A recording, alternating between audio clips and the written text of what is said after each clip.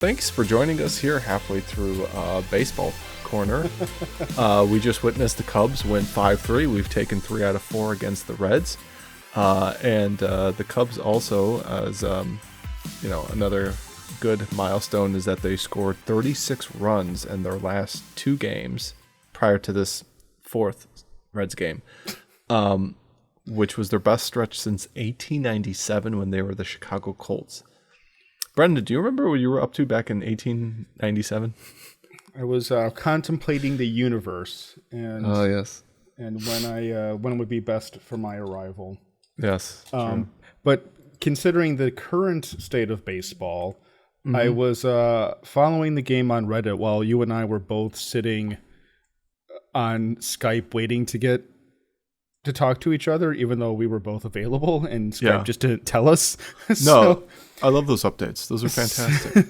So Alex, we're sitting here for literally 20 minutes wondering when the other person was going to actually get online. And then you texted me and we're like, hey, are we still going tonight? And I was like, yeah, I'm waiting for you. Yeah.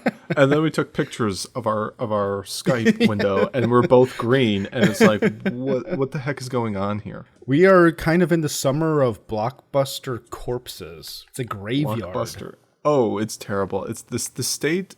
I can't honestly think of more potentially on paper big explosive movies that would make like buku bucks beforehand than this year. And here's the thing. Avatar, I don't know if it would count like it came out during summer. It might have been like April, May or something like that. Weird spring into summertime period. And it made supposedly, I don't know, $1.5-2 billion, like billion. I don't know anybody in America that went to go and see this movie.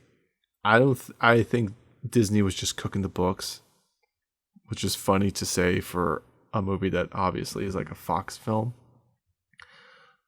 Indiana Jones, I think, well, right there. Indiana Jones, I think, is a case of people were still so turned off by Crystal Skull that not even another Harrison Ford Indiana Jones movie coming out to try to like write, the way they had this attitude with the sequel trilogy that they were going to right all the wrongs with the prequels. They were trying to do this, I suppose, to try to make up for the other thing. It was so bad, and this thing was just like. See, I would just the only problem is that I don't feel like. I don't feel as that man is not that age. I don't feel as though Lucasfilm and Disney were trying to right the wrongs of Kingdom of the Crystal Skull. I think that the bigger reason that Indiana Jones flopped hard is because the trailers made it look insufferable, and even the people trying to defend the movie said that whatever his female sidekick is, his goddaughter was something, an unpleasant person, like in the film, was not likable at all. And I think we mentioned it before. BBC's most damning statement was watching Indiana Jones reduced to a cowering old man in the corner while his goddaughter does everything is just as bleak as it sounds, and that's what happens. There was nothing. The early reviews from Cannes were terrible.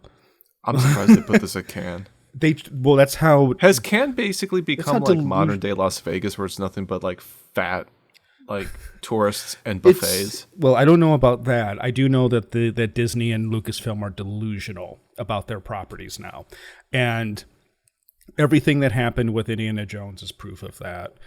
This is Screen Rant, which is a pretty middle of the road, left of center publication, as I recall. This isn't a this is that's the most embarrassing person on YouTube. I can't. It's just so bad, and he's wrong all the time. Continue reading. Are you subscribed? Are you a big fan? Oh, I'm the biggest cockeyed that there is. How could you take yourself seriously doing in that costume? I don't know. You know what? I think he filmed himself doing that one time, and he just uses the exact same footage with different background overlays. But he's always wrong. Well, but he's got his people on the inside, man. I mean, 2 more weeks and Kathleen Kennedy will be out. Trust the plan. 2 more weeks and Kathleen Kennedy will be out. Oh my God, the fact that you can do such a good impression makes you wonder who is. Oh no. So Disney seems to be wearing the crown for the worst summer this year. They've got to be cooking the books with this garbage. Little Mermaid was, best you can say, underperformed. We talked about that last week. Lingo. Oh, it underperformed, but it was still successful. Well, it will probably, well, it's not, no definition is Little Mermaid successful. It is if anything, it made it a marginal profit, but not enough to justify making it to begin with. And that's why people will say it underperformed. It's not a bomb. It's not a flop, but it underperformed. Disney wanted $1 billion from this movie. It got $561 million. Probably by the end of its distribution, it'll be like $600 million, if that. That will mean it made like $10 million. And it's probably all overseas. No, not for this one. Oh, it's not? It's domestic? Alex, do you think that the Chinese were lining up to see The Little Mermaid? Let's be real here. I mean, was Middle America lining up to see Alex, Little Mermaid? Well, the city dwellers were. I'm trying to pet you, but I'm just petting myself. Thank you. Let me put my hand over. There we go. I was going to say, Alex, you're delightfully naive. I taught myself how to do that. It was, yes, the United States was basically the only country that went to see this movie. Western Europe was pretty apathetic, and Asia decisively said no. I love the headline. I don't know if it's true. I should probably look it up if it's true. But there was a headline that I saw go by that basically South Korean men were afraid to go see Barbie because they didn't want people to think they were feminists.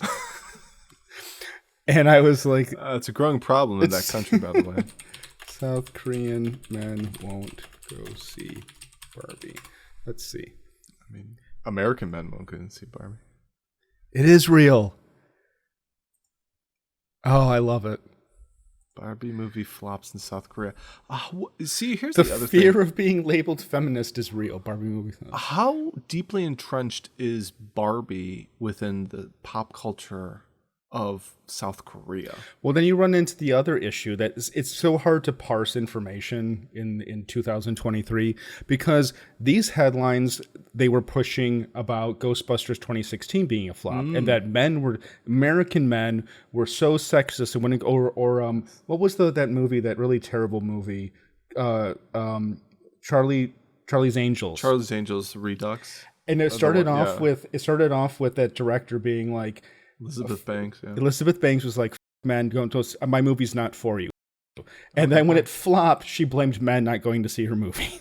It's the same thing. I was talking to Erica about this the other day, and I made some snide comment about like women's sports or some shit like that, where it's like they always blame men for not wanting to watch WNBA or women's soccer or something like that, and I'm like, why aren't you complaining to like the 51% of the U.S. population that it's specifically geared towards men?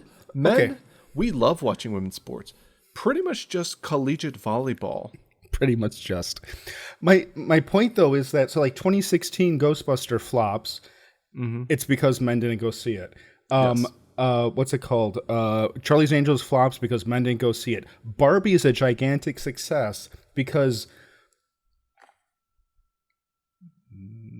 What's going on? Why did okay? So I mean, if men aren't going to see Barbie, then that means the women showed up for it, which means does that mean that the women didn't show up for Ghostbusters or show up for Charlie's Angels? I'm just saying. Hey, I mean, maybe if you had Lucy Liu show up and do a couple of leg splits. I'm just saying. I might give it a glance. I'm just saying, making movies that are blatantly awful by trailer alone, there was no mystery of if Ghostbusters was going to be a good movie, if Charlie's Angels was going to be a good movie. When you're already in defensive mode before the teaser trailer is released even, that tells you everything. Do you remember the first time we mentioned Barbie on this show by any chance? Was it the last episode? No, we talked about the trailer. Oh, the trailer? And the reason we talked about the trailer was because there were women complaining Ryan Gosling looked too old to play Ken, which I actually agreed with and still agree with. He's a good-looking man, but he doesn't look like a 25-year-old Ken doll. But here's the funny thing. These same women that would go out and see this were swooning over him for the past 20 years. And now all of a sudden they're like, I want my Chalamet. Shampoo. I think is this really Notebook guy is too Alex is going for you. Alex is going. That's tough talk coming from the one who smacked into the wall. Alex got up, dusted off, smacked into the wall again. Alex is boomerang as like in real time. Alex is boomerang in front of us. But so my point is that it's very convenient to blame other countries or other sexes or racism or any of these things on the failure of a film. I think reality is much simpler than that. The script. It's a bad movie. Yeah. Generally speaking, the reason movies do poor is because they're bad movies. I would argue, do you remember, I think right before The Little Mermaid came out, they released that song from Aquafina. Scuttle, yeah. That probably did more damage to the brand in and of itself than anything. Something Berry, Haley Berry. Yeah. That Haley Berry herself did. Remember the swamp? Remember my song in the swamp when I was like, whap, chicka, whap, whap, chicka, whap. I remember. Elemental, just lazy Pixar. Both. That's the problem. Pixar has become exceptionally lazy. They have gone downhill as Disney's own homegrown CGI films, or I guess animated films, have now like surpassed them, because it's like Moana, Tangled, Frozen. These have all like become like, this is the stuff that's making money for them and stuff. Pixar is just they keep, like, somebody made the joke about like Pixar is like, what if life, like, what would it be like if you were like a robot, or what's the life of bugs or toys or the four elements and stuff? And it's like they are regurgitating the exact same thing over and over again. Well, and also it's just so obvious. It reminds me of a really bad first grade short story that you would read to kids. It's just like how to get along with people who are different than you. Here's a story about fire and water falling in love. Yeah, and it's just opposites like, attract. Are you It's kidding basically me? Romeo Juliet. Yeah. You know? Yeah. Romeo Juliet, West Side Story. All all that stuff. Indiana Jones. Yeah, we don't even talk about that. What is this? Haunted Mansion. Oh, yeah, Haunted Mansion. I don't even know why they decided That to do was that. a movie? I thought that. That came out like 2 decades ago with Eddie Murphy. I don't think it's a good idea to put that information on the listing. People love bathrooms. We should play up the whole toilet angle. I think that'd be best. The thing with summer blockbusters, I mean, for people around our age and older and stuff, maybe a little bit with some of the younger ones, is that every time there was a big, huge movie event coming out, you know, a lot of us, we played games, you know, some of us still play games and stuff like that. You know, you still play games, but you've kind of cut back, apart from like Rust, really, it seems. I've been playing Dave the Diver and Honey Pop 2. Okay. Okay. It's kind of like me.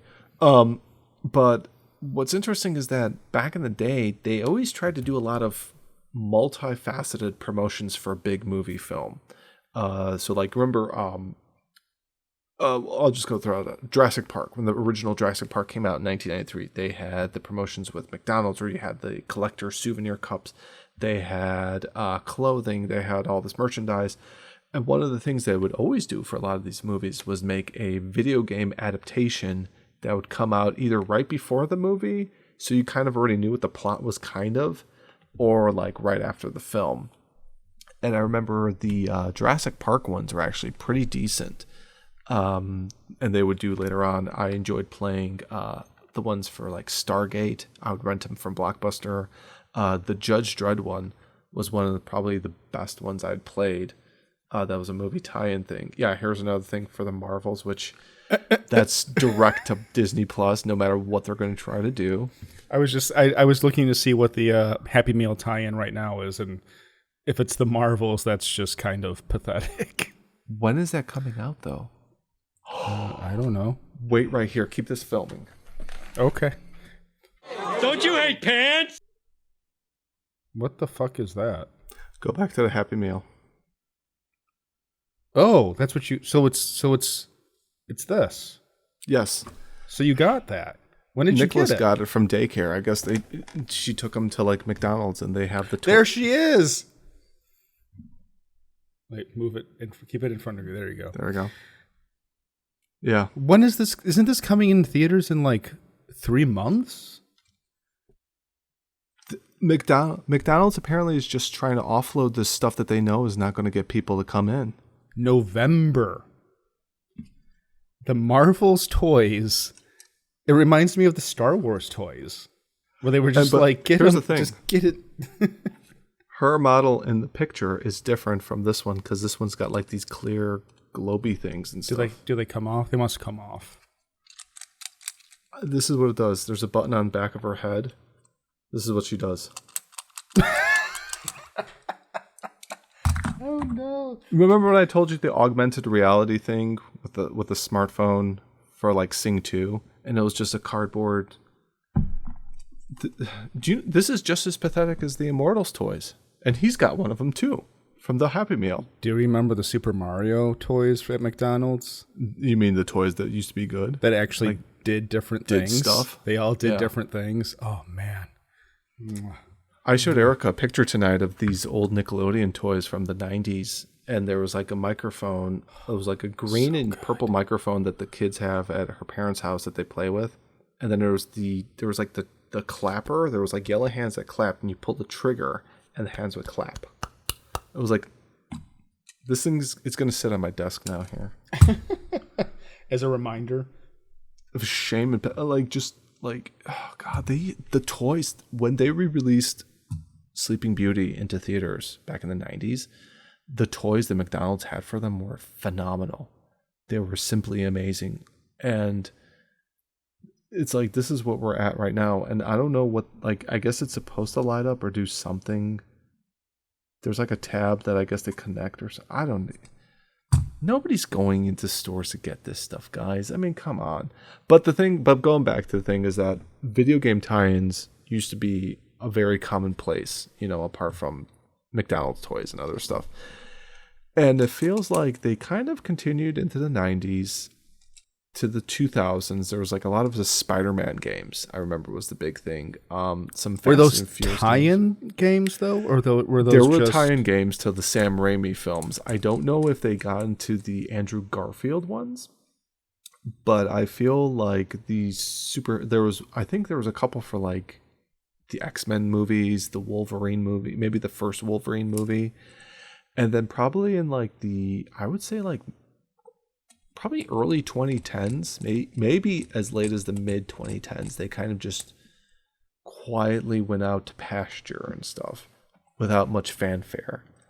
And it was kind of interesting because it felt like every single summer there would be some sort of like film tie-in game and such. And it would be fun if there was like a YouTube gaming channel where they would go and okay, Angry Video Game Nerd, James, here's an idea. Why don't you get a bunch of like movie tie-in games and try to rate them? Do you want people to come to your channel anymore? Okay, so Mike's not coming back, buddy. I think that the problem is that usually those games were terrible. True. So I wonder if anyone actually bought those games. Because the only game that I can remember getting really good recognition is Butcher Bay, the Chronicles of Riddick. The Riddick one, which was kind of like between... I played it. What was it? Dark or Black, whatever the first one, Pitch Black, and then the second Pitch Black, Riddick and then game. Chronicles of Riddick. Yeah. Chronicles of Riddick. One of my dad's favorite movies. Chronicles of Riddick? Yes. He Fascinating. really liked that movie. He was, and it's like, this is a guy who's like into like, he was like the usual typical like dad stuff. He's like Bond movies, his thing, like espionage things. His favorite film, I believe he said it was with Popeye Doyle. It was I should know what this is. Papa Doyle? Popeye Doyle. It was with Gene Hackman. There was a sequel that took place in Italy. It was not the Valachi Papers. It was Jimmy Popeye. Yeah, there we go. French Connection. That was his favorite movie. I've never. Yeah, I had no idea that that's Popeye Doyle. Yeah, that was his. That was the character's name and stuff. But he loved like that stuff. But then he was like, he liked Fifth Element also. And then it was like Chronicles of Riddick was just like his like life changing. Well, that tracks. Chronicles of Riddick and Fifth Element. I can see that path. And Butcher Bay, I think, was kind of in between the two. I think whatever. It was supposedly okay. Like it was a prequel, a standalone game on itself. Even though it was kind of tied in with that whole film franchise they were trying to make. Vin Diesel doing the voice still too. Yeah, that's good. That's good. Devotion to that character. He still wants to make more of those films. I say do it. I mean, Butcher Bay. I mean, if you look at the state of Hollywood, somebody's going to give you, $250 million to go and do whatever you want. So it's a prequel to Pitch Black, which makes sense because he's because he's in a prison. And then he gets out. Yeah. I remember I had this game. I bought this game used from GameStop. Yeah. And I remember thinking that it felt like a combination of like Doom 3 and Splinter Cell. Yeah, what engine was it running on? You ask these questions.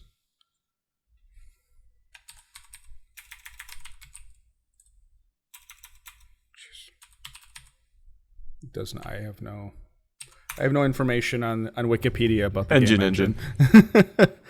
But yeah, it was a good game. It was, and, it was surprising. I remember it was very well reviewed, and game influences include Escape from Alcatraz, Half-Life, and Tom Clancy's Splinter Cell. Not a bad pedigree for being influenced. But it was. Yeah, it was just the Lego Star Wars. Lego games usually are pretty decent. I mean, yes, there's a point and click Blade Runner game. I remember that type of thing.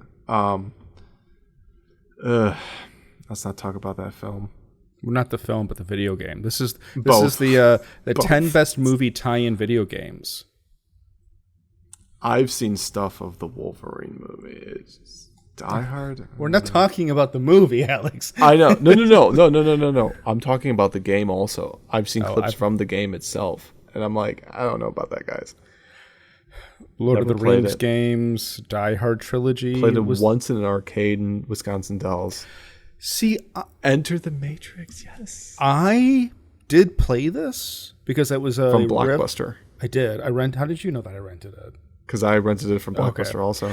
It was a riff on like Max Payne, because Max Payne had sort of incorporated bullet time properly into a video game, and so it kind of was this like incestuous relationship where bullet time became a thing. Although I would argue, while certain aspects of Max Payne are influenced by The Matrix, the majority of the gunplay in that film is influenced by John Woo. John Woo. Yeah. So I'm just saying. But Enter the Matrix, I remember having fun with this game, but I don't think it's well regarded today. No, it was more for just you being able to actually try out the whole bullet timey type of things. That was it. And it was a side story to promo Reloaded. And I remember when the movie came out, I was upset that Ghost, this character, was barely even nowhere to be seen practically. Yeah, nowhere to be seen. Mad Max. I've heard positive things about the Mad Max game itself. Oh, released alongside Fury Road in 2015. Yeah. This game, OG Battlefront 2. Oh, that's if they want to recapture the spirit of playing Battlefront with these new games, which I don't think they're going to do anymore. They missed the bus on this thing because I think they were coming out. There was like a alpha version of Battlefront 3 that got leaked out, and some people were able to get their hands on and stuff. And unfortunately, it got killed off because I believe it was around the time that Lucasfilm was getting purchased by Disney. But yeah, I mean, the fact that you could, oh god, it was. So a lot of these games I'm noticing are from 2005 or 2004 or 2003 era. Mm-hmm. So like this is around that time also. Same as this. This is all like Xbox, PS3, PS2, PS3 maybe. Xbox, PS2 era. Yeah. Yeah. Yeah. So it's just weird coincidence. Yeah, we got this one. We got the original 6 games. We have it on the Wii. Nicholas enjoys playing it because it's good. The Lego games, they are what they are. I mean, don't expect more from that. Here we go, Spider-Man 2. I remember Spider-Man 2 was like, they're like, oh my god, Spider-Man 2. Like, you get to play this game, you get to web sling around New York City and all that stuff. It was big. I don't know if this came out on PS3 possibly, or maybe that was Spider-Man 3. Yes, I don't see a date for that. Spider-Man 2, mainly adapting Spider-Man 2, the game does veer off at points by adding Raimi versions of iconic supervillains. Raimi versions of supervillains from the comics. Got it. I was like, how is it veering off course from Spider-Man 2 if it's using Raimi's versions? Right. Got it. Oh, he was the granddaddy of them all. GoldenEye. With his goofy face. See, I never played GoldenEye, so I don't have... Sorry. Oh, what is this? What is this nonsense? It doesn't have... Butcher Bay isn't on this list. That's pretty egregious for a... Although it is Screen Rant, so... Let's Screen Rant this episode. Let's Screen Rant. Let's get out of Screen Rants here. Let's get off of that. Yeah, I'm surprised they didn't have like the Stargate game. The Stargate game. Yeah, Stargate had a game come out for it, which I really enjoyed actually. Also, I don't know if there was one for Demolition Man. There should have been, I hope. But like I said, the Judge Dredd game was one that I really enjoyed also. So yeah, it's just kind of funny because, you know, since you mentioned it, it's like, you know, the games were pretty bad, and I'm guessing like, well, they haven't really changed much nowadays. I mean, AAA games are terrible. So it's all still bad video games. Yeah, it's just, they just cost a lot more now. The studios don't patches. The studios don't want to pay for it now. Yeah, but it was an interesting have to do it themselves. Yeah, it was an interesting time period for a lot of people. You know, it was. Yeah, that was a little trip, nostalgia tripping there. Speaking of nostalgia trips, yeah, bud. Did you ever have any experiences with summer camp? I was never sent away for summer camp. Okay.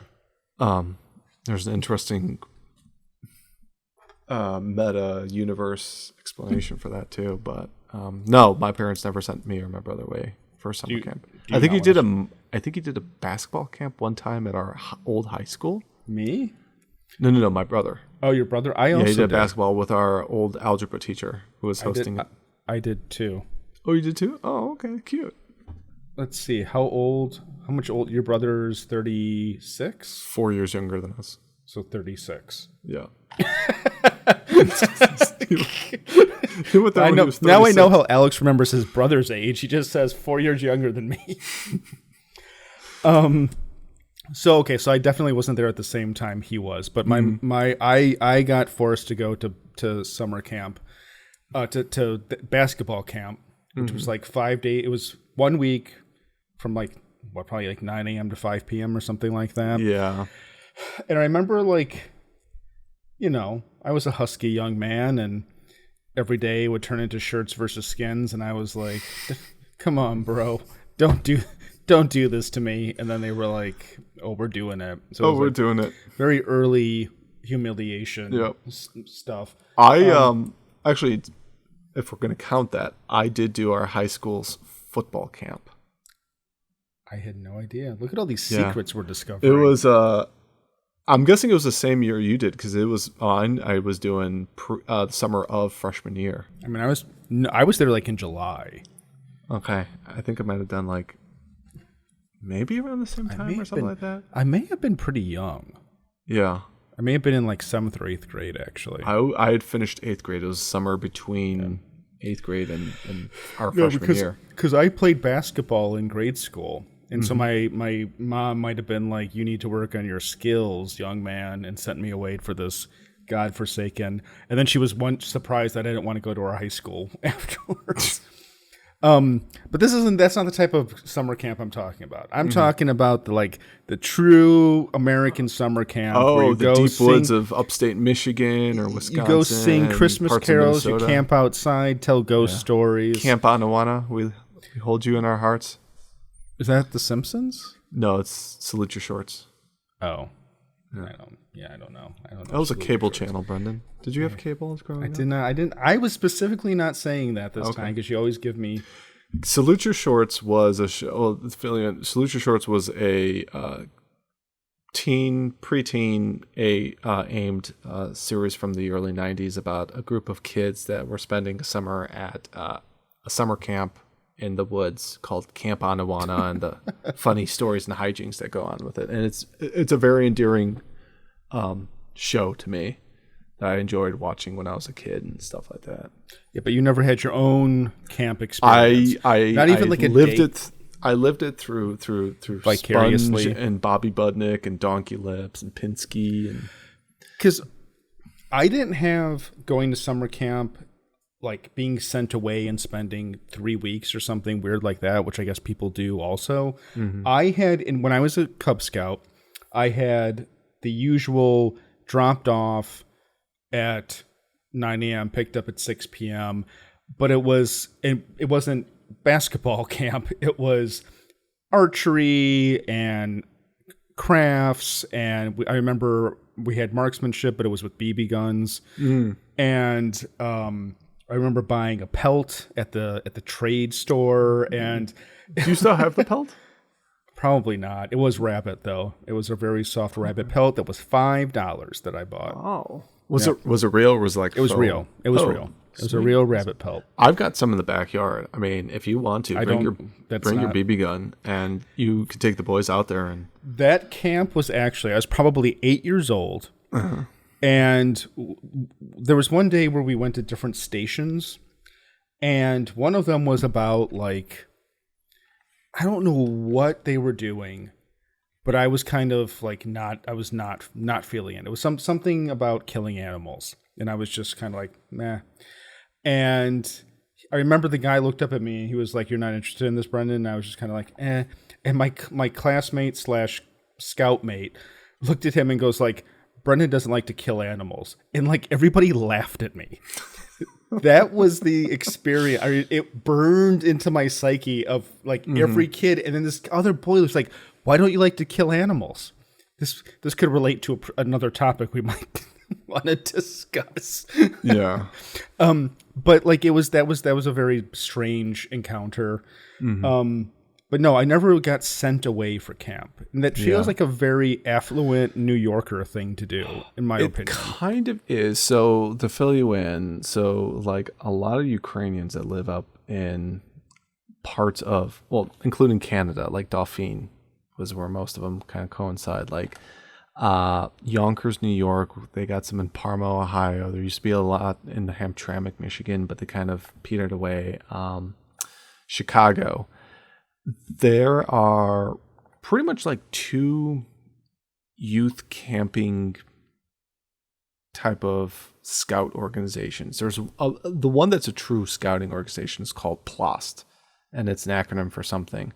And they have summer camps that they go out there for a couple of weeks someplace. I don't know where exactly their camp is. But the other organization is called SUM. And I was actually a part of SUM. And SUM is more of a kind of like youth political nationalist type of thing. This doesn't bode well the way I'm describing them, but it's kind of is less camping and more like, you know, it's like the kids who do Irish dancing. Let's keep the Irish spirit alive, you know, even though people in Ireland don't give a rat's behind about them and stuff. And they have a camp up near the Dells in Baraboo, Wisconsin. And I know a lot of kids that I went to grade school with in the city, they would get shipped up there for like, I think it was like 3 weeks or something in summer. And they would be up at the summer camp doing things like, you know, the usual canoeing, archery, things like that. I never got to do that because my parents were like, yeah, they do. Their parents do that because they don't do anything in the city except sit on the front steps and watch as people go by. So my parents would actually take me and my brother to like Disney, and we would go to Virginia, and we go to Hilton Head, and we would have actual like summer trips as opposed to these kids. This was their trip. Go up to Wisconsin, sit in the woods for a couple of weeks. Alex? Yeah. Did you find the website for it? I found a headline about this camp in Baraboo. Okay, go ahead. Do it. I don't care what the headline is. Okay, so at first I thought this was just going to be Do a funny, it. like a funny abbreviation because it says CYM. Ukrainian Association in Baraboo Yeah. honors Nazi, and so I was like, Yeah, it they're going can't- to that talk about can't be- Stepan Bandera. And then it was Okay. it says Ukrainian Association honors Nazi collaborators with statues at children's Yeah, members only. We're going to talk about no the Stepan guns. Bandera thing. Yeah. So- What is this? An investigation by the... This is 2021. Oh, very, very interesting. How interesting. A year before February of 2022. I wonder what happened in 2022 February. Boy. Yeah, they're talking about... Bandera, Roman Shukevich, Shukevich, Yevhen. Ballads. They even bring up Petlura. Yeah. You know, people do things during wars. I'm not promoting or disavowing. I'm just saying. Remember that last time we had this discussion about Oppenheimer, where it's like it's only a war crime and your side wins. I'm sorry if your side loses. But anyways, I just like the headline "Honors Nazi." Yeah. Like that was just like it was a summer camp, and like I never went there, but there was one time, I don't know, we were up in the Dells in the summertime, and for some reason my mom's like, oh, let's make a little detour through here, and it just happened to be there was like during their like Vatra thing or whatever, which is kind of like their big bonfire type of thing of some, I don't know, I might be getting the word wrong. If you're listening to this and you know what I'm talking about, please send hate mail to Contact at Culture Doom, care of Alex, by the way. I'll see you at Easter or Christmas at V&O's. And it was, but it was like this year-end type of thing where they do skits, they do funny songs, they do different things. It's kind of like the year-end of camp type of thing before everybody has to go back to West Side Chicago and stewing their own juices and stuff like that. And I was up there and I was just like, I'm so glad that my parents did not send me here. yeah. So that's my summer camp story. So I never went there. Alex was not indoctrinated to Nazism because he didn't go to summer camp. No, I didn't. Apparently not. I just wanted to do canoeing and macrame and learn about what is and isn't poison ivy. All of my memories of summer camp-esque things are of being betrayed by my so-called friends. Like I remember so when I was in Cub Scouts, this wasn't summer camp. This was going away for a weekend to go camping, but it was in the summer, so it felt like summer camp, right? So it was like eating sloppy joes and canoeing and all that great stuff. Well, I remember there was like an obstacle course.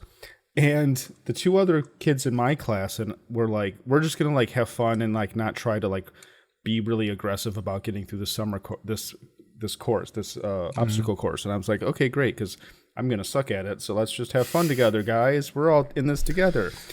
Fun, guys. Remember, keyword As fun. soon as it starts, this motherfuckers take off running, and I was just like, wait for me. Sons of a bitch. And it's like, okay, I know where I stand in this group now. So I did my own thing, and I like, you know, made my way through. I remember a really cruel trick they had is that there was like puddles of water but one of them was like a pit.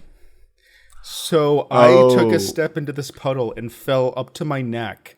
It was like a Three Stooges skit. Yes, it was. So I remember making my way. There was a river next to it, and I was down there, took off my clothes. I was in my little tidy whities trying to wash my clothes in this. Like a Coppertone girl. Like the Coppertone girl. Just a little pudgier.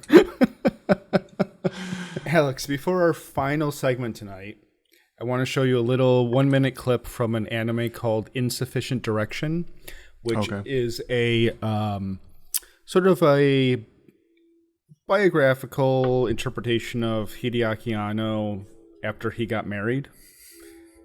It will be relevant in ways that you will see in one moment. All right. Okay. Oh, it's 結婚式新郎が仮面ライダーのコスプレをし花嫁のコスプレをした新婦と2人でお世話になった方々へ同人誌を配ること。はい、ここでコブラ男がもしかして仮面ライダーのロケ地に来たかっただけなんじゃ。それが何か。いえ、いいんです。分かってはいたんです。何してんの？買おうよ。ダメだ。仮面ライダーが入らない。棚を決める時の基準はセンチメートルではなく1仮面ライダーとなる。1仮面ライダーは38センチ。わしのコレクションに囲まれていたいんじゃ。That's like something out of Phoenix, right? ここで監督くんのコレクションの一部を紹介すると、各種 DVD に加え仮面ライダーフィギュアコレクション、そして全コレクションの中から厳選してライト付きの専用棚にてディスプレイ。73キロだ。これで仮面ライダーのスーツが着れる。元が不摂生な方が生活を見直すだけで簡単に痩せる。So, okay, that in particular reminds me of you because of the time you bought a Kamen Rider belt and wanted to be able to fit into it with your son, so you guys could both be Kamen Rider. So he could be the original Kamen Rider, and I could be Kamen Rider Kyuga. So, just reminded me of you, and see, if someone who neglects their health can easily lose weight and fit into their Kamen Rider costume. I could lose weight, but then I'd also have to revert to becoming like a 6-year-old boy. Because even if you lost 20 pounds, it would just fit around your thigh. My thighs. So I actually had to get like, what was the thing? I ended up getting like just these like, kind of like, what are they? What would you call it? Velcro like straps, extensions that went through like and I kind of jury rigged the thing. So now I thought it's that like Erica did this for you, or maybe she did. I don't know who did this. It's been a while and stuff like that. Your wife is indulging your Kamen Rider role play sex life, and you're upset. Well, then she's like, "This is the last one you're gonna buy, right?" And I'm like, "You're like." I'm just like, this is the last. I've seen the Kamen Rider Den-O one, but then also getting like Kamen Rider 4s would be pretty cool.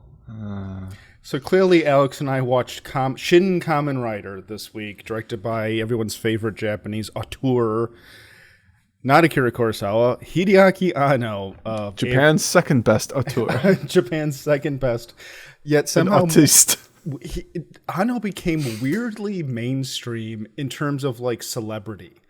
Like the fact that there's a cartoon based on him, that he did that like making of Evangelion documentary for NHK that was kind of like really putting Anno on a pedestal. I have a picture of him from that Nissan ad where he's sitting in the back seat and he goes, "Touch my Nissan." Yeah. I'm like, that's very corporate sellouty for Anno, but I think Anno's at his point in his life. He could care less. He's just trying to keep his wife happy.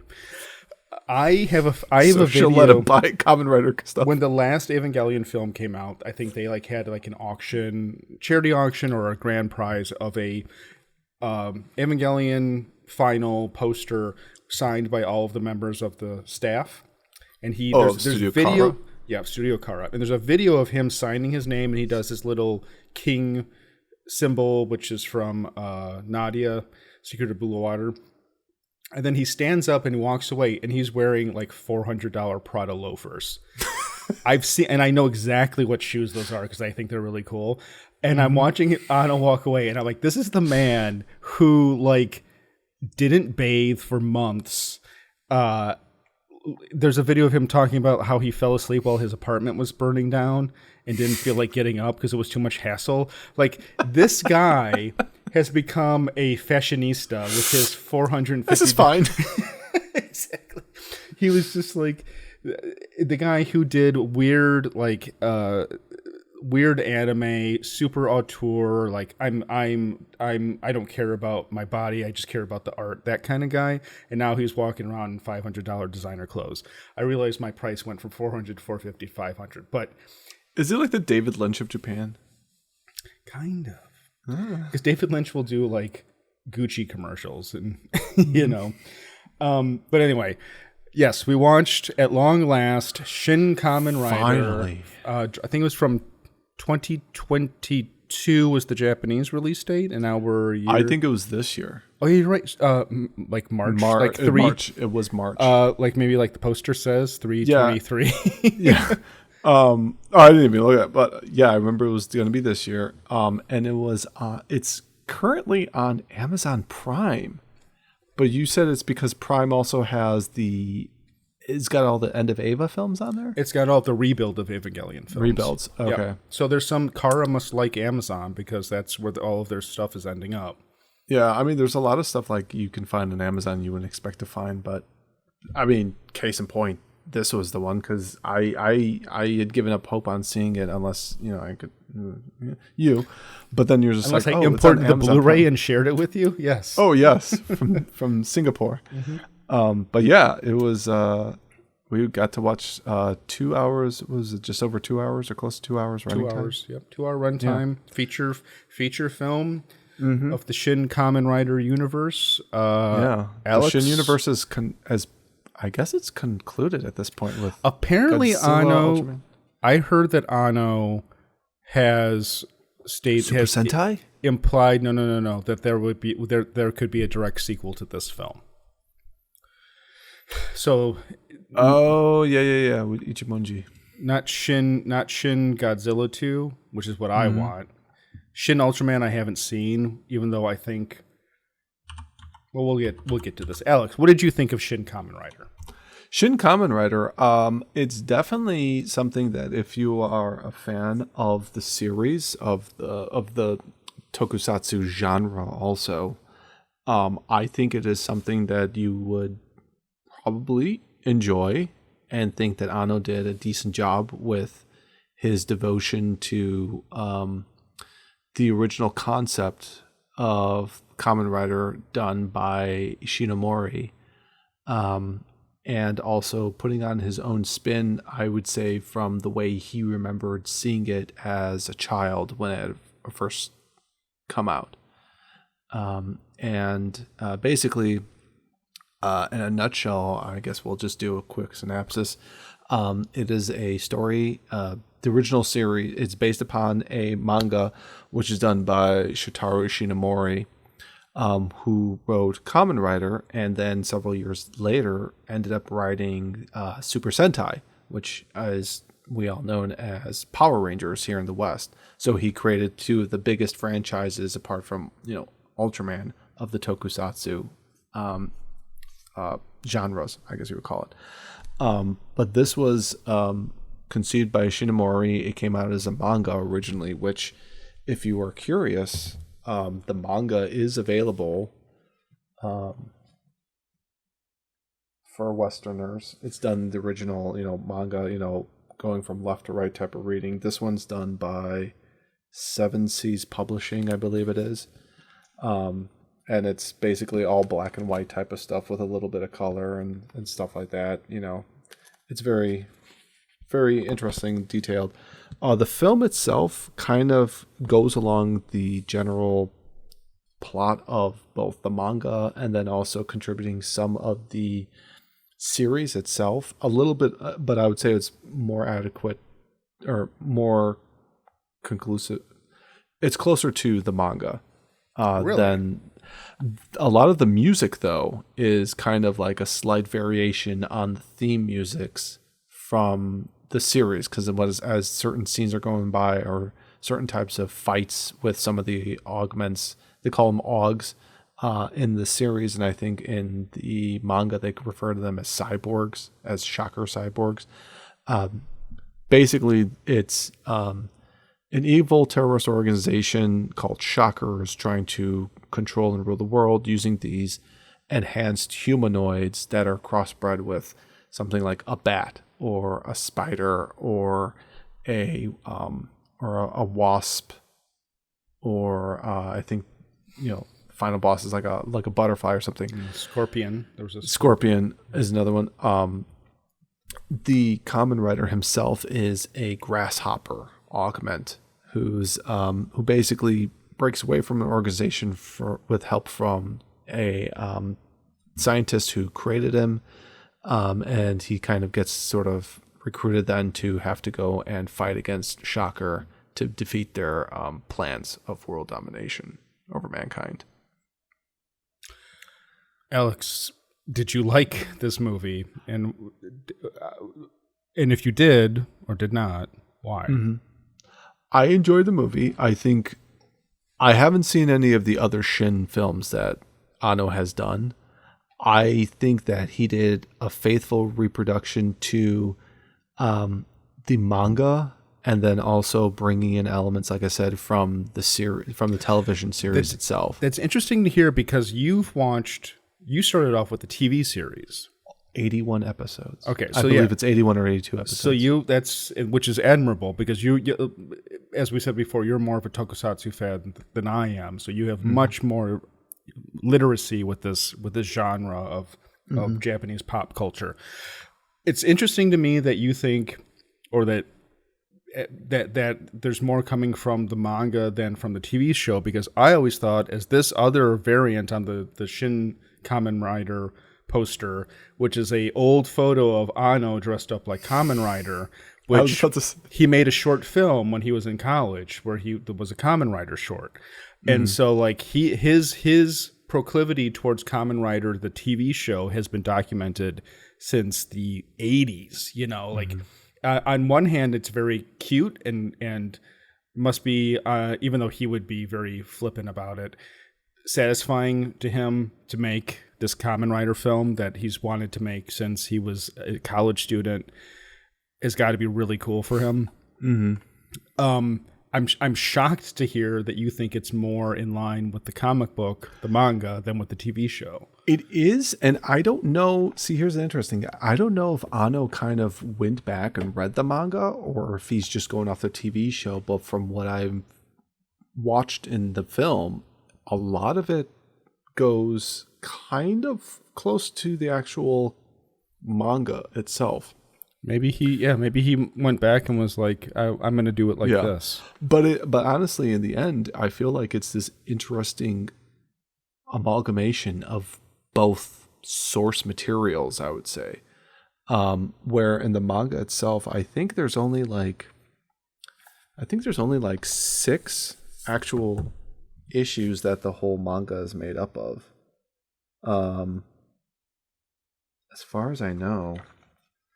Let me see here real quickly, because I think it's only like 6 issues, 7 issues, or something like that. But it's very similar to that. The role of the professor exists in both series. I guess you'd call it series. The daughter of his, Ririko, appears in it also. Both Hayato and Ichimonji are both Hayato's the original Kamen Rider, and then Ichimonji is the second one, which is kind of an interesting thing, because in the in the manga, it's where Ichimonji kind of allows himself to become a Kamen Rider because Hayato actually gets killed in it, kind of similar to this. We're talking about the manga, and we're not talking about spoilers for the movie. No, not the movie. But then in the television series, they were, I guess, planning to bring in the second rider, But what happened is that in real life, the actor who played Hayato had an accident where I think he broke his leg or something, so he wasn't able to continue as Kamen Rider, which they then brought in the second writer earlier, and they did some changes and stuff, and you could see it throughout that whole first series of Kamen Rider. And then they were just like, well, how do we differentiate the two? It's like, well, we're going to have the original one have the silver gloves, and the other one's going to have the red gloves and boots, but only later on when they're kind of on the same scene, because they kind of changed some stuff. It's also interesting in this film about the way he transforms is that in the television series, they basically were like, how are we going to do this? Because he actually has to put on the suit, and, he has to get the wind through the turbine of the belt and stuff like that, because it powers everything. And they were like, well, for the TV series, since it's easier to do it, we're just going to make him transform and stuff like that. And here in the film, it's more like he puts on the helmet and he's got the suit and everything like that. And the motorcycle the Typhoon has to change and stuff like that. So it was kind of an interesting thing. One major deviation from both the manga and the television series that you might recall when you were watching this is that there's this consistent reference to something called prana. And I think prana in the film, because they don't mention in either of the sources, prana sort of is like life source or soul or like chi or kai or something like that they're always trying to harvest and suck away or something. It's like they're the augments or humans kind of energy or something like that. And I found that very interesting that Anno decided to incorporate that when it's never mentioned in any of the episodes of the show, and there's absolutely nothing like that at all in the manga. So it's kind of like, interesting. But I think maybe for the plot of the story for the film, he kind of decided to do that and just take creative liberties with that, which I'm perfectly fine with. I have no issue. I do love, though, how they did mention how whenever somebody who works for Shocker ends up dying, they turn into that foamy bubble that dissolves. And that was a lot of the really great practical effects that they have in the show itself. When somebody dies, they do this slow motion type of like kind of dissolving, it's like a foam effect. Thing. Yeah. Yeah. And the show itself, I mean, it's kind of really more marketed towards kids.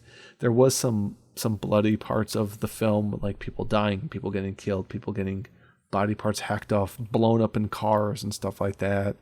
Wait, in the film? Oh, in the series. Oh, okay, see, I don't remember. But then it also happens in the film car. to a much more graphic, like especially that first fight scene that he has with those Shocker agents. So really quick, you've never given me a straight answer about this, because originally you wanted to take your firstborn son to this film as his first movie experience. Would this have been too much for him as a 5-year-old? I don't know if it would have been too much for him. I think he might not have enjoyed it that much because it's too long. It's Kamen Rider, but it's 2 hours long too. It's 2 hours long. Well, he's watched like 2 hour long movies, but besides that point, not in a movie theater. He's kind of an elitist when it comes to Kamen Rider.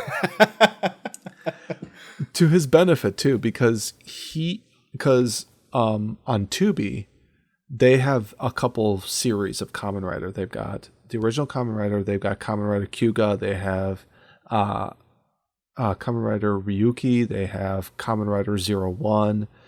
And then a bunch of like Super Sentai series. He's not too big on like the other Kamen Rider series. He likes the original one because I guess they've got the hokey special effects. He likes the monsters in it. He likes the very dashing movements and gesticulations of Kamen Rider and stuff like that. And I think it's the one that he grew up watching and stuff, similar to how I am with Star Trek Next Generation. You know, I enjoyed the other series, but TNG is like my thing. I would remember watching it at the kitchen table on my family's little black and white TV and stuff like that. So he might have been like, yeah, this is a Kamen Rider movie, but it's not my Kamen Rider. Yeah, and I can understand with that too. So I mean, maybe at the same time, I'm like, okay, fine. We'll go and watch something else down the road, maybe. So I have never watched Kamen Rider. I've watched. I shouldn't say that. I've seen like a handful of episodes. Yeah. From You're more of an Ultraman guy. I was gonna say I'm more of an Ultraman. I am more of an Ultraman guy. That was where more of my, even when I was a little kid. That's probably why Ultraman was on TV randomly on Sunday mornings, and it would be like 6 a.m. going to church at 10, trying to find the cartoons, and then this weird dubbed show called Ultraman is on, and I'm like, what's this all about? And then he's like, it's like Godzilla, but not boring. Yeah. And so I was like, this is awesome. And then later on, Super Sentai. So I watched a little bit of, I watched Power Rangers quite a bit as a kid. And then I watched a little bit of Super Sentai as I got older, would buy bootleg VHS tapes of that from the comic book shop, and no subtitles, but still the Japanese commercials. Like I had that phase. All this to say, so I don't really know a lot about Kamen Rider. Well, what's funny about it, Amazon, they call it Shin Masked Rider, which... When you texted me this, I had no idea what the you were talking about. Because I know, because Masked Rider was the U.S. version that came out. Masked Rider was a series, so Saban Entertainment, who got the whole rights to show Super Sentai in the U.S., he tried to do it once before. There was 2 times, actually. Correction, 2 times. The first time he tried to do it was in the 90s with Masked Rider, which was a terrible adaptation of Kamen Rider Black RX. It was, I mean, anybody who knew Masked Rider, it just saw this.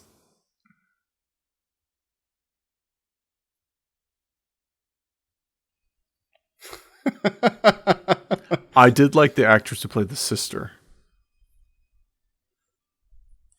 All right, that's enough of that. That's more than enough of that.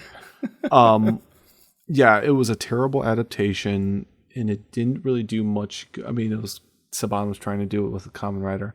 So later on in the early 2000s, maybe like late 2000s or something, they tried it again. I don't know if it was Saban, but somebody brought over Kamen Rider Ryuki, which had like a card type of thing. I guess they're trying to do with Yu-Gi-Oh and stuff like that in the belt, and they called it what was it, Masked Rider Dragon Knight, I believe was it, and there were some toys associated with it and stuff like that, but that didn't work that well either. And I think kind of the problem with Kamen Rider in the early years, like back in like the Showa era ones, which this would be it was just a single rider per series, really. And then Kamen Rider got less popular. They went to movies, and then as that was happening, Super Sentai was taking off by leaps and bounds. And Nicholas loves Chojin Sentai Jetman, which was the series that was just prior to the series, I can't pronounce the words, but it was the series that they ended up bringing over to the U.S. as Mighty Morphin Power Rangers, and it had the dinosaurs and stuff. Okay. Jetman was kind of like bird themed, and it's actually one of my favorite Sentai episodes is from Jetman, which has to deal with a ramen cup monster. We've watched this together. Yeah. Okay. So that was taken off, and then Kamen Rider during the 90s kind of just went away. They did a bunch of like movies, kind of adaptation single story movies with like new writers, and then that was it. And then in 2000 they came out with Kamen Rider Kyuga to relaunch the thing, and it's been going on ever since with different themes, different writers, like multiple writers during each season, stuff like that. But Kamen Rider, this original one, is still the one that started off the whole franchise. And if this didn't work out, then there probably wouldn't have been Super Sentai for Ishinomori to make afterwards. So did you overall you enjoyed Shin Kamen Rider? Yes. Was there anything that you didn't like about Shin Kamen Rider? I think the introduction, basically kind of making it where Midorikawa's son ends up being the big bad villain in the end. was kind of an odd decision because in the television series, Shocker is led by the Great Leader, this mysterious person that at times they've kind of shown who he is, and it's not really the person, it's just a stand-in and stuff like that. And at the very end of the series, it's just this giant, red-eyed, white, alien-looking creature in this cape. And then he explodes, and it's just this tangled mass of weird body parts. So there's no actual, like, definitive explanation as to who the true leader of Shocker is, in a sense.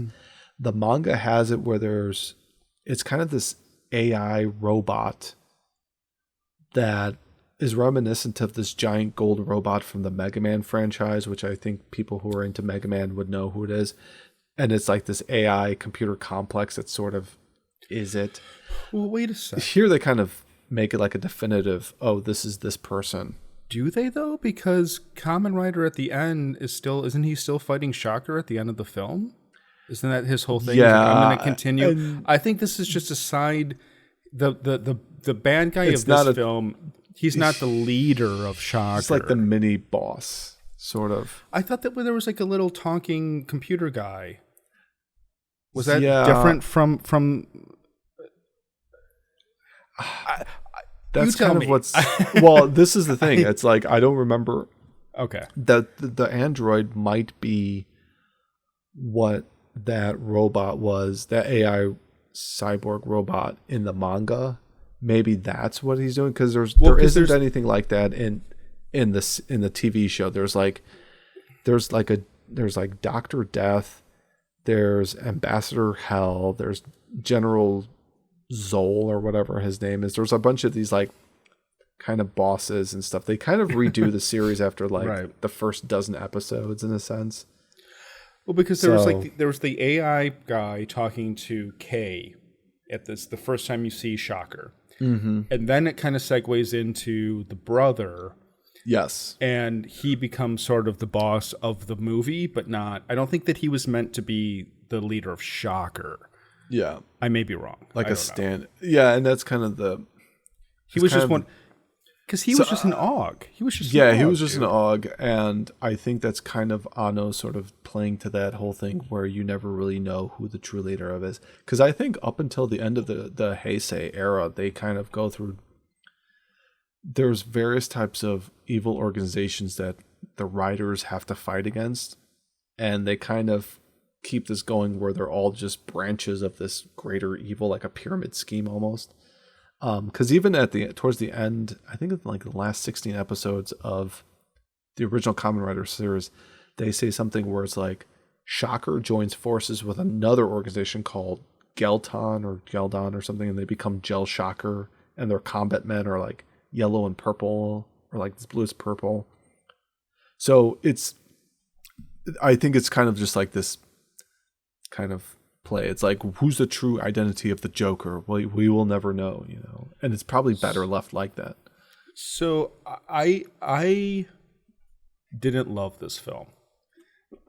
I don't know if that. I don't know if that was a surprise or not. No surprise. It was probably my second least favorite Anno project. The number one being Cutie Honey. I don't know if you ever. Are you familiar that he made a? Do you know that Anno made a? I know he made a live action of Cutie Honey, but you never mention it, so I guess that's kind of your opinion about that film. I liked Anno when he was doing Love and Pop and Shikijitsu, which were more my type of movie. I did like Shin Godzilla quite a bit. Was that the fire, like the fire chest Godzilla that's like falling apart or something? Didn't he have like some like flames or magma or something? Maybe I'm thinking of a different Godzilla. He had tiny little baby arms. Okay, that's the one. Yeah. Okay. He had a tail. He was like a T-Rex. He had a tail that had little like people coming out of it. It's an Anno film, and that's what I know. It was weird, and that's why I liked it. Mm-hmm. This was just kind of. This was very straightforward. It was a Kamen Rider film, and that's totally fine if you love Kamen Rider. And even like at the very end when those two guys tell their names, I was just like, I have no idea who you are, but I'm sure that somebody. No, Alex, I get it. I get it. My point is that I could tell it was supposed to be like a thing. It was for the And fans. I was It was being- more for the fans. I know. I looked Yeah. it up because you could tell the way they said it, and the music swells and it's sort of like everybody smiles and says, yeah, and I'm just like, I have no idea who this is. You know what? You're the guy in that party meme where you're just standing in the corner, and there's all these Kamen Riders, and you're just like, I have no idea who's who. I am Lex Luthor. I am Lex Luthor, the Lex Luthor meme when he becomes the Flash. He switches bodies with the Flash, and he's like, I'm going to find out the Flash's secret identity. I have no idea who this is. So I would say that on a certain level, I definitely appreciated Shin Kamen Rider. I actually really enjoyed the slower scenes where there wasn't as much action going on. The practical stuff was awesome. Yeah, It completely lost me during the CG. yeah. It's The Bat Nippon cannot into CGI. The Bat Og was embarrassing. The Bat Og was a. Was the Very thingiest thing bad. that ever thing. It was. Yeah. No. It was. Yeah. But if you're already on the side of Kamen Rider, then you don't have to meet it halfway. It just has to show up. You know what I mean? Like it's so that was fine. Like if you're a fan, I totally get it. But like all of the like really cool tokusatsu like aerial jumping shots that they spliced together, and I really liked the way he would cut like a little bit late in the action. You know what I mean? Where it'd be like, we're going to fight. Oh, we're already kicking. You know what I mean? Like, there's like really interesting editing stuff going on. I thought He the should do story a DBZ film. You shut your dirty mouth. I mean, the fights would get. I mean, they get onto the damn thing a lot faster. That's true. Yeah, I liked everything that was just kind of like a normal practical fight. As soon as the CG took over, it lost me, and it just got too ridiculous. And I get the camp of it for a Kamen Rider fan. That's Yeah, fine. for camp. Yeah, yeah. It's kind. It was kind of like Adam West Batman equivalent for Japan in a sense. The final fight stuff, or not the final, but with all of the Kamen Rider like clones, when it's just like duplicated animation. Yeah, yeah. I was just It's better when they have that in the series. They haven't. Yeah, they do it in both the show and the manga, and it is better when it's real people doing it. Yeah, real people. So anyhow, I'm not going to beat up this too much. I just clearly wasn't the target audience for it. I appreciated the drama. I appreciated a lot of the shot compositions that Ano and his cinematographer put together during. I also really liked. This is a weird aside. The surrealness of how isolated the movie is. There's no like shots of like other people. Yeah. Everyone in the movie is directly related to the conflict. There is no bystanders. Like the entire thing takes place in like an abandoned area. Yeah, it's very reminiscent of how it was in the show, and it kind of makes this whole struggle. They're like, well, there's this evil organization that wants to rule all the world, but everything is taking place in this very confined space with this very select group of people and such. Right. If there was a U.S. adaptation of this, like if they were remaking Shin Kamen Rider, you'd have the Kamen Rider guy, the girl, the daughter, and then you'd have them fight in the city, and there'd be like a little girl get caught in it that joins their posse, and she'd be the outsider that they explain stuff to. Yeah. You know what I mean? And then there would be a fight in a mall or something. It would be like the end of the Avengers, the original Avengers movie. Just this whole city is just exploding and destroyed, and exactly. And it'd be Kamen Rider trying to save people, and Kamen Rider 2, fighting, and they trade places, and it'd be that kind of thing. But so I liked the surrealness of how isolated it was. I appreciated that. I did kind of wish that they gave Ichimonji his like red boots and gloves to kind of differentiate the two of them a little bit more than nerd. That's right. Alex, how many pots of gold would you give Shin Kamen Rider? I'm gonna end up giving it 3.5. 3.5 pots of gold. Good for you. Pots of gold. I'm very happy for you because I was watching this thinking, I think Alex is gonna dig this. Well, Well, you watched it before me, but Well, also, like I asked Nicholas, I'm like, "Hey, Nicholas, you want to go? Do you want to see the Shin Kamen Rider movie? Like they have it on Netflix, Amazon." It's just like, no. Okay, well, it's a movie for Dad. it's a dad movie. I mean, this It is a does dad appeal movie. to dads, but yeah. Yeah. Kamen Rider Hideaki Anno isn't a father, but he's certainly old enough to be. Yeah, one. all them kids want to watch their Kamen Rider Geats or their Kamen Rider, Kamen Rider. What is it? Revive, whatever the newest one is. Part Shakes of the- Kane. Part of the reason I haven't watched Shin Ultraman is that my concept of Ultraman is perfect, Yes. and I've watched clips of recent Ultraman stuff and been like, That's I'm CGI. I'm good. I just liked my Yeah, guy in the 70s it's- knocking over cardboard boxes. That's all. That's what I need. It's kind of similar to me, like regretting the fact that I actually sat down and purposely watched Train Spotting 2 and being like, Yeah, why did I do this? they're just ruining the characters Yeah. that you love, Or the prequel trilogy. or the sequel trilogy. Wait, did I say prequel? You said prequel I meant to say sequel. or the prequel. Sequel. No. I mean, yeah. I will give it the they were- benefit of the doubt because it was done by the original director. I know we talked about this. Okay, yes. Okay, what's your rating for Shin Kamen Rider? I will give Shin Kamen Rider 2 pots of gold. I enjoyed what? It's not that bad. I didn't hate it. Okay. I thought I would give Cutie Honey 1 pot of gold. It's Okay, well, there's some it's hope there. Cutie Honey is probably like my most hated film from a director that I admire. So, Alex. Alex. So Wrap it up? 2 pots of gold. You gave it 3.5. I think that I respect this film. I think that if you're a fan of the property, then you're gonna have a really good time with it. Mm-hmm. If you're not like pre-acquainted with Kamen Rider, then it might be a little bit more difficult. But if you enjoy tokusatsu, modern tokusatsu, then you'll find plenty to enjoy in Shin Kamen Rider. Right. There's also, briefly, there was a previous film, I don't know how long ago it was, probably from the somewhat early 2000s or something, maybe late 2000s, called Kamen Rider the First, which is kind of a similar thing where they kind of try to reimagine the Kamen Rider, the original series and stuff like that. So if you ever get a chance, you might want to check that out and maybe prefer that one.